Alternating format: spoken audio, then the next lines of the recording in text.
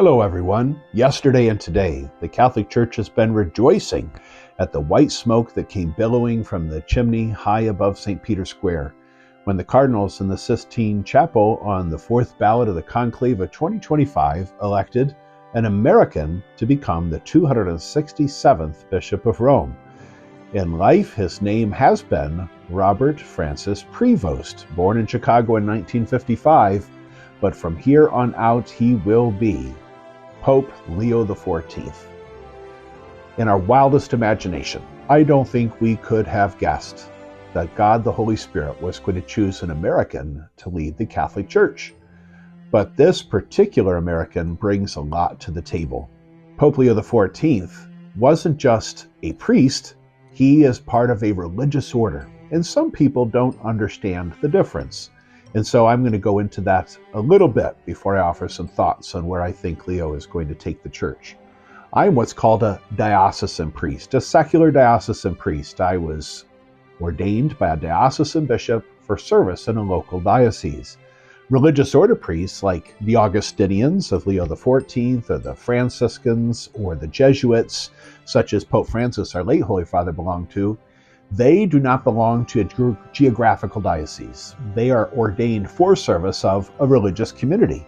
And wherever on earth that religious community has roots, those priests can serve. An Augustinian, then, could be sent anywhere on planet Earth, whereas a secular diocesan priest like me is going to spend the rest of my life right here in the Diocese of Lansing, Michigan.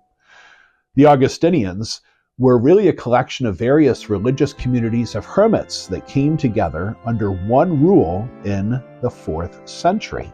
That was the time that Augustine lived. That was the century in which he died.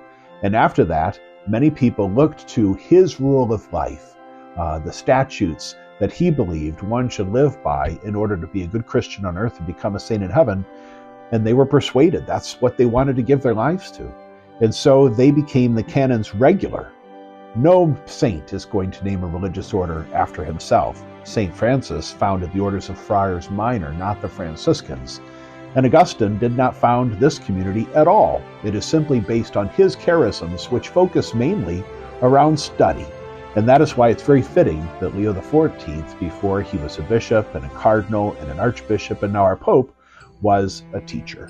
For us who live here in Michigan, we're especially pleased that this first American pope grew up next door in Illinois, having been born in Chicago, and went to high school right here in Michigan at a former Augustinian seminary in Holland, right along the Lake Michigan shoreline. We don't know what the future brings, but we know who holds the future. And I believe that God has great things in store for Pope Leo XIV and for the Catholic Church. Many people in America have become, how shall we say, apathetic or critical of the Catholic Church globally, and especially in our own country, where they thought it was only about money or scandal.